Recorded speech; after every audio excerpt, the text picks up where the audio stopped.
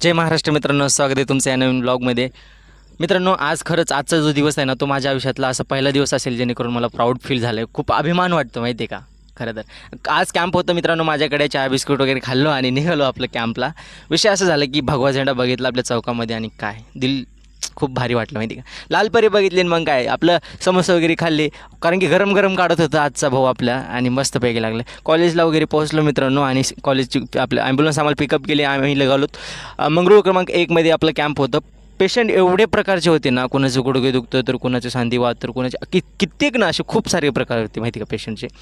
हे जे पेशंट होते त्यांना नाही का बॅक पेन होतं, कारण की ट्रॅक्टर वगैरे चालवतं त्याच्यामुळे. आणि विशेष म्हणजे मित्रांनो माहिती आहे का, आपल्या म्हणजे बंजारा समाजातले खूप असे पेशंट होते की त्यांनी जे आता कारखान्याची कामं वगैरे करतात त्यांना बाकीचं काही होत नाही आहे, त्यांना एवढं पेन वगैरे होतं त्यांना मित्रांनो आपल्या कॉलेजला यायला सांगितलं. आणि कारण की मी माझ्या समाजातल्या एखाद्या व्यक्तींचं काम करतो, मला खूप चांगलं वाटलं माहिती आहे का.